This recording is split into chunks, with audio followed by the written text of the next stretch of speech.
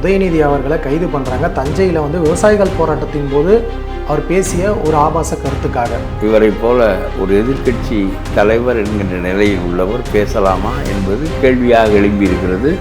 இது தமிழ்நாடு முழுவதும் இந்த எதிர்க்கட்சி தலைவருடைய தரம் இதுதான், இந்த குடும்பத்தின் தரம் இதுதான் என்று கருதுவதற்கு இடம் ஏற்படும். அவ்வளவுதான் அதற்குரிய விளைவு. 3 ஆண்டு 6 ஆண்டு 10 ஆண்டு உள்ளவை. உனக்கு ஆத்திரம் இருந்தாலும் சரி இல்லாவிட்டாலும் சரி குற்றம் செய்தவன் தண்டிக்கப்பட வேண்டும் என்பது உலக நீதி. இல்லாவிட்டால் குற்றங்கள் பெருகி போயிடும். ஆகவே எதுக்கு வெட்டி செலவு பண்ணுற அரசாங்க பணத்தை இங்கிருந்து ஆளுகளை திரட்டி இதுக்கு 50 போலீஸு, இது அப்புறம் அங்கே கூட்டி கொண்டு போய் அங்கே திரும்ப கூட்டி கொண்டு போய் இங்கேயே ஒரு இடத்துல வைத்து விசாரி. டிஜிபி அலுவலகம் எல்லாவற்றுக்கும் தலைமை அலுவலகம் தானே. அவரை பற்றிய தரம் என்ன என்று மக்களுக்கு தெரிகிறது. அவர் இப்போ எத்தகைய தகுதி உடையவர், எப்படி பேசுவார், இவருடைய சிந்தனை போக்கு என்ன என்பது மக்களுக்கு தெரிகிறது. ஜெயலலிதா கருணாநிதியை கைது செய்தார் நள்ளிரவில். கருணாநிதி நான் ட்ரௌசர் போட்டு கொண்டு வந்து விடுகிறேன் என்றார். கைது செய்து கருணாநிதியை வைத்தது மாதிரி இவரையும் உள்ளே வைத்து கொண்டு விட்டார்.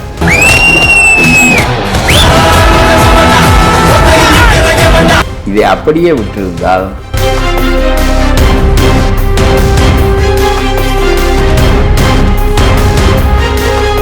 தமிழ்நாடு டைம்ஸ் நேயர்கள் அனைவருக்கும் வணக்கம். நான் உங்கள் மணிமாறன். இன்று இந்த நேர்காணலில் நம்ம கூட தமிழ்நாடு தன்னுரிமை கழகத்தின் தலைவர் திரு பல கருப்பையா அவர்கள் இணைந்திருக்கிறார். அவரிடம் கேட்க இருக்க நிறைய கேள்விகள் இருக்குது. வாங்க கேட்டு பதில்களை தெரிஞ்சுக்கலாம்.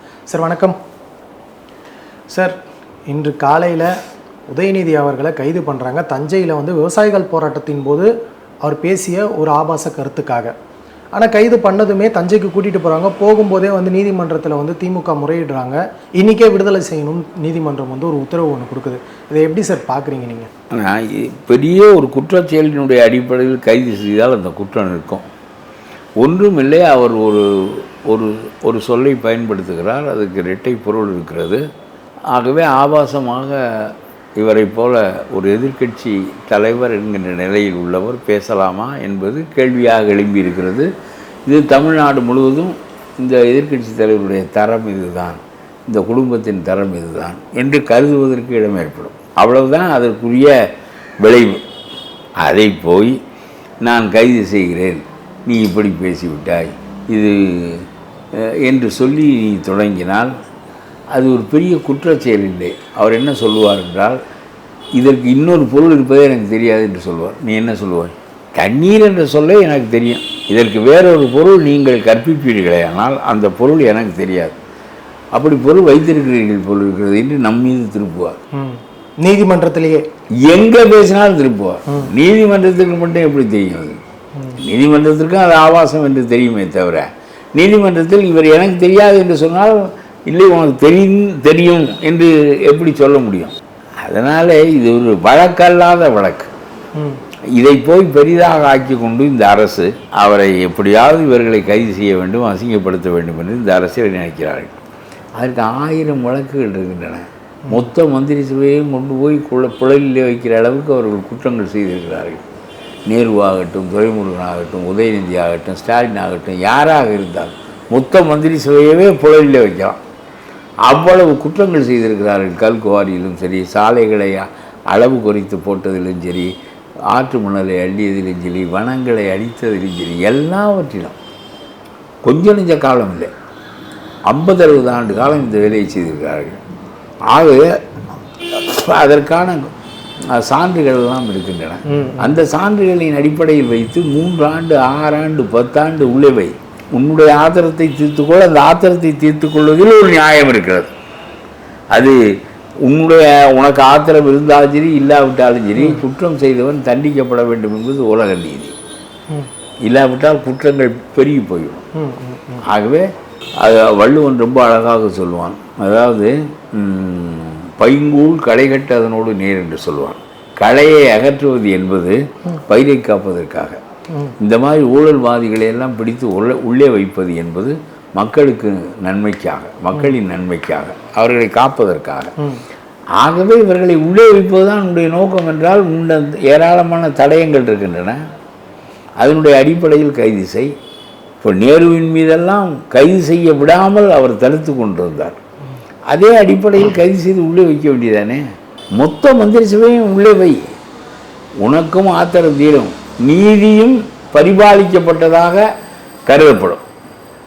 அதை விட்டு சும்மா அவர் வெட்டை பொருளை சொன்னார், 3 பொருளை சொன்னார், ஒற்றை பொருளை சொன்னார், எனக்கு அதெல்லாம் தெரியாது என்று சொல்லுவான். பிறகு நீ விட வேண்டியதுதான். இதற்கு எதுக்கு போலீஸை கொண்டு வந்து அவர் வீட்டில் குவிக்கிறார்?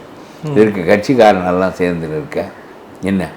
பிறகு நீ கூட்டி கொண்டு போக, அதற்குள் கோர்ட் அவனை விடுதலை செய்கிறாயா இல்லையா என்று கேட்க, நாங்கள் உள்ளே வைப்பதற்காக கூட்டி செல்லவில்லை, விசாரிப்பதற்காக. என்ன விசாரிப்பதற்கு கூட்டி செல்கிறார்? இதுக்கு தஞ்சாவூர் கூட்டி செல்கிறார், இங்கே விசாரிப்பதற்கு என்ன கொள்ளை?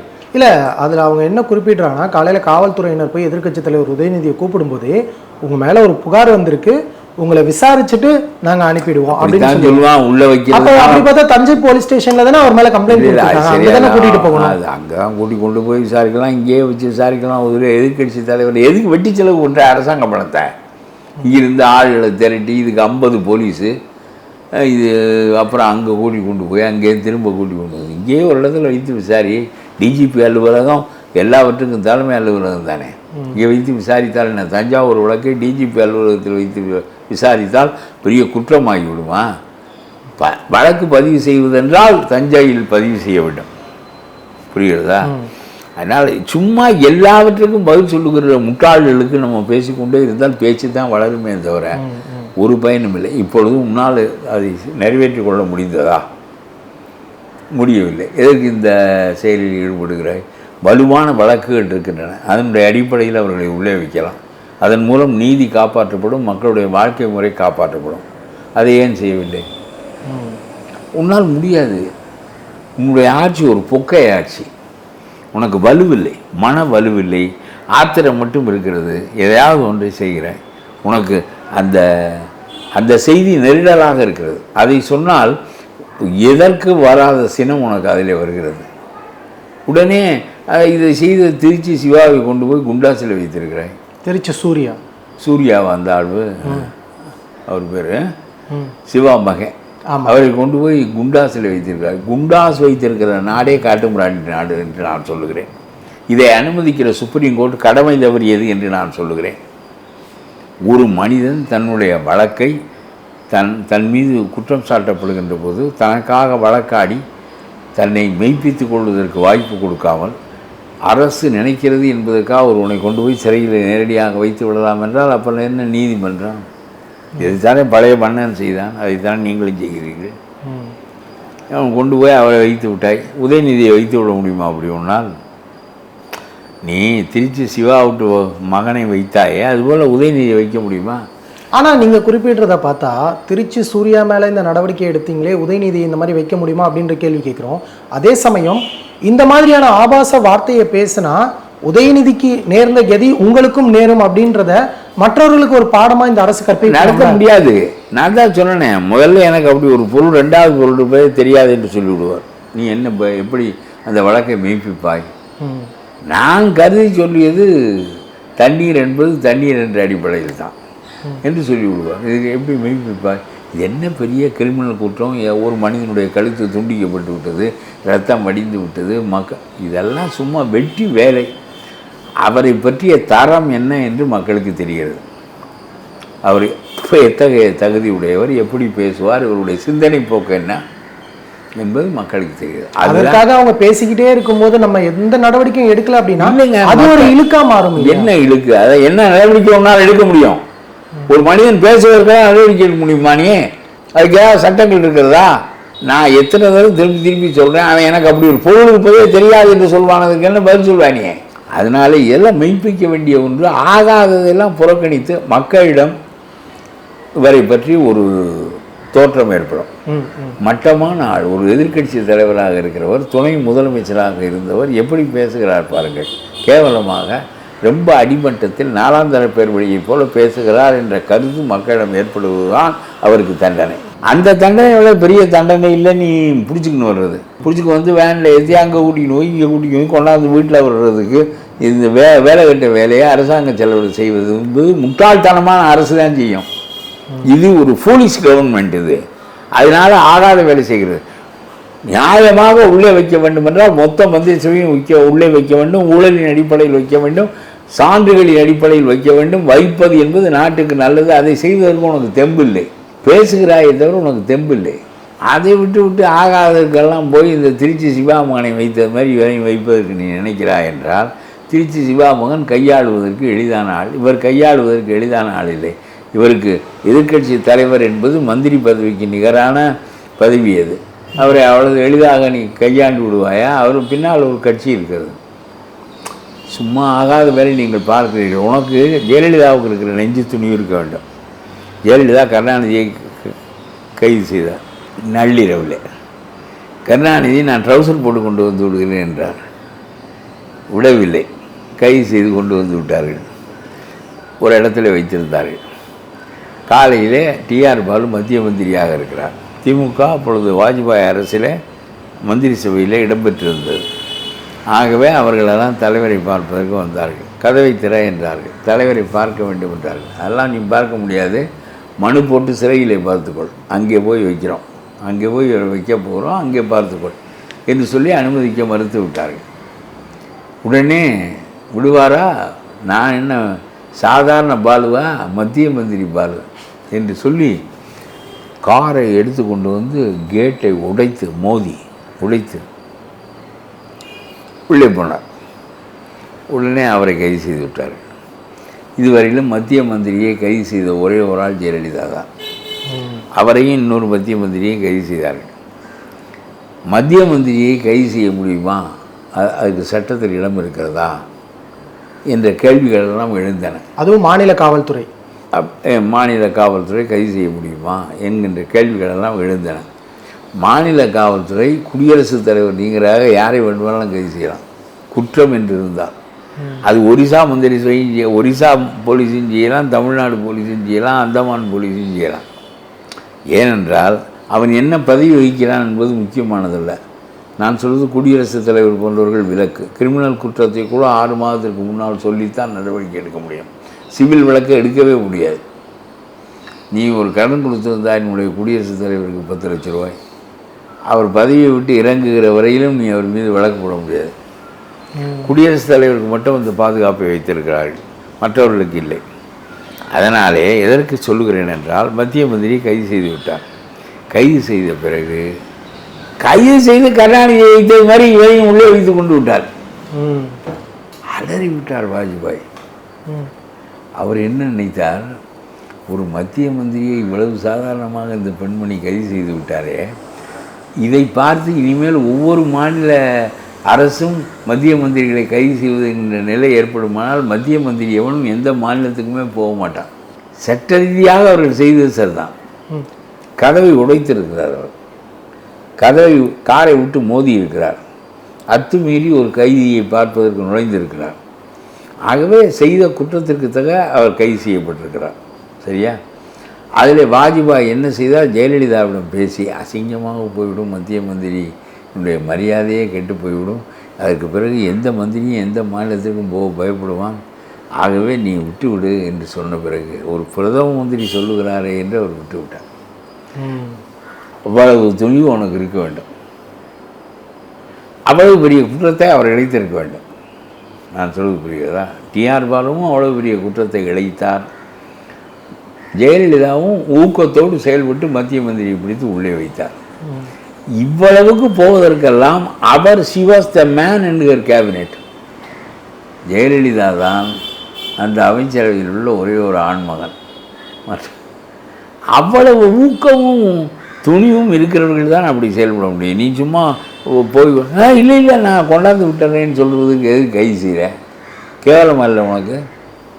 அரசாங்கம் நடத்துகிற இந்த அதிகாரத்தை தப்பாக பயன்படுத்துகிற, பெரிய அதிகாரத்தை அற்ப காரியத்துக்கு பயன்படுத்துகிற. எவ்வளவோ காரியங்கள் இருக்கிற இடம், அதையெல்லாம் விட்டு ஆகாத காரியங்களை பேசி கொண்டிருக்கிறாய். இங்கிருந்து எம்ஜிஆர் போனாராம் கர்நாடகாவுக்கு, அதனால் இவரும் போவாராம். இன்னொரு எம்ஜிஆர் ஆவாராம். இவருடைய புகழூர் எம்ஜிஆருடைய அடிப்படையில் கட்டப்படுமா? இவரும் போனார், அந்த மந்திரிகளோடு பேச்சுவார்த்தை நடத்தினார். இன்னொரு எம்ஜிஆர் வேறு. இது முட்டாள்தனமாக செய்கிறீர்கள். எம்ஜிஆர் காலத்தில் தீர்ப்பு வரவில்லை. ஆகவே ஹெக்கடே போன்ற தகுதி வாய்ந்த மனிதர்கள் முதலமைச்சர்களாக இருந்தார்கள். ஆகவே போய் நேரடியாக பேசினார். எம்ஜிஆர் காலத்திற்கு பிறகு தீர்ப்பு வந்து விட்டது. இனிமேல் பேசுவதற்கு ஒன்றுமில்லை. நம்முடைய உரிமை என்னவோ அதை கோரி பெற வேண்டியதுதான். உரிமையை எவன் மறித்து வைத்திருக்கிறானோ அவனிடம் கோரி பெற முடியாது, பொது அமைப்பில் தான் கோரி பெற முடியும். அவன் அவ்வளவு நல்லவனாக இருந்தால் இங்கிருந்து சொல்வதற்கே அவன் தண்ணீரை திறந்து விடுவான். அவன் தான் மறித்து வைத்திருக்கிறவன். அவனிடம் போய் பலகாரத்தை சாப்பிட்டு விட்டு பணியாரத்தை சாப்பிட்டு விட்டு நீ என்ன பேச போகிறாய்? ஆகவே உனக்கு புத்தி இல்லை. உனக்கு யோசனை சொல்லுகின்றவனுக்கு ரொம்ப புத்தி இல்லை. ஆகவே இன்னொரு எம்ஜிஆர் ஆகு என்று சொல்லுகிறானே தவிர எம்ஜிஆர் காலம் வேறு, தீர்ப்புகள் வராத காலம் வேறு, தீர்ப்பு வந்த காலம் வேறு என்பது அந்த முட்டாள்களுக்கு தெரிவதில்லை, இந்த யோசனை சொல்லுகிற முட்டாள்களுக்கு தெரிவதில்லை. அதனால இந்த மாதிரி தப்பெல்லாம் செய்கிறாய். இப்பொழுது நீ நியாயமாக எதற்கு போராட வேண்டும்? பாராளுமன்ற இடங்களை குறைக்கப் போகிறார்கள். தமிழ்நாட்டுக்கு 39 இடம் 49 இடமாக போகிறது. 10 இடம்தான் கூடும். உத்தரப்பிரதேசத்துக்கு 50 இடம் கூடும். பாராளுமன்றத்திற்கு 800 உறுப்பினர்களாக்கப் போகிறார்கள். அதற்கு பிறகு 5 மாநிலங்களில் 50% உறுப்பினர்கள் இருப்பார்கள். ராஜஸ்தான், உத்தரப்பிரதேசம், பீகார், மத்திய பிரதேசம் போன்ற மாநிலங்களில் 50% உறுப்பினர்கள் இருப்பார்கள். 50% 5 மாநில மக்கள் 24 மாநில மக்களை ஆழ்வார்கள். ஆகவே இந்தியா என்பது பாரதமாகும், பாரதம் என்பது உத்தரப்பிரதேசமாகும். Hindi speaking people will rule this country. They are the majoritarian race. எப்படி இலங்கை என்பது சிங்களவர்களினுடைய நாடு என்பதை குடியாட்சி மெய்ப்பித்து கொண்டே இருக்கிறதோ, யார் பெரும்பான்மையோ அவர்களைத்தான் குடியாட்சி ஏற்றுக்கொள்ளும்.